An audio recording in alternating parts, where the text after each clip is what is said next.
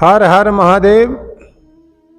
आज आपको बताते हैं कि हमें किस दिशा में सिर करके सोना चाहिए।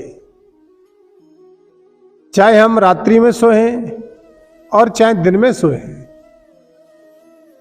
हमारे सोने का पलंग का घर में जो बेड है उसका सिर किधर साइड में होना चाहिए, किस दिशा में होना चाहिए। चाहे बालक सोए, चाहे वह सोए, चाहे वृद्ध सोए, चाहे माताएं सोए, चाहे बहू सोए, चाहे सास सोए, लेकिन सोने का हमें बहुत ध्यान रखना चाहिए। दो ही दिशाएं जिधर हम सिर करके सो सकते हैं। कौन कौन सी? एक है पूरब और दूसरी दक्षिण।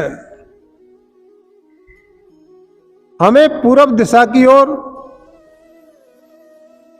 सिर करके सोना चाहिए और पश्चिम की ओर पैर करने चाहिए।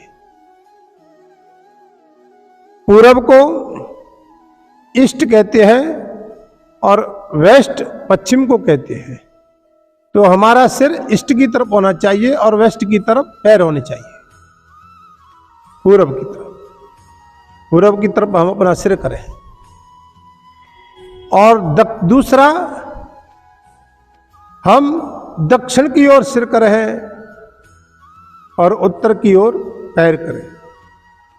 दक्षिण यानी साउथ की तरफ और नॉर्थ की तरफ पैर करें। सोने से हमें बहुत लाभ मिलते हैं और गलत सोने से बहुत हमें बेचैनी और हानि होती है।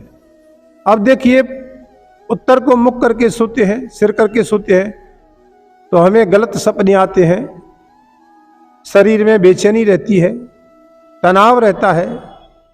अगर हम पश्चिम की ओर सिर करके सोते हैं तो हमें शरीर में कई प्रकार की बीमारियां से ग्रसित शरीर हो जाता है।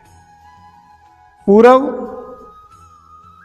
की ओर सोने से हमें ऊर्जा प्राप्त होती है।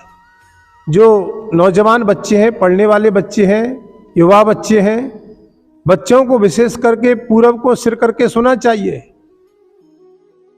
विद्या की प्राप्ति होगी, शरीर में ऊर्जा बढ़ेगी और दिमाग तेज होगा। बार बार पढ़ने पर भी हम याददाश्त चली जाती है, भूल जाते हैं। तो हमें बच्चों का विशेष ध्यान रखें कि उनका सिर पूरब की ओर।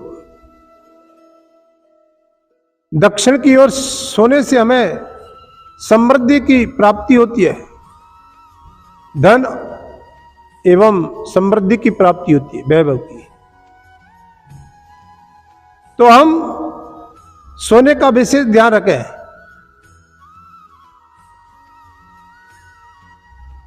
अगर हम ठीक से सोते हैं तो देखो, हमें शरीर में बेचैनी नहीं रहेगी, चिड़चिड़ापन नहीं रहेगा दूसरे दिन जो कार्य कर रहे हैं। घर परिवार में सामंजस्य रहेगा, धन और वैभव की प्राप्ति होगी हमें। तो हमें सोने का बहुत ध्यान रखना चाहिए। हर हर महादेव, बोल लक्ष्मी नारायण, शंकर भगवान की जय।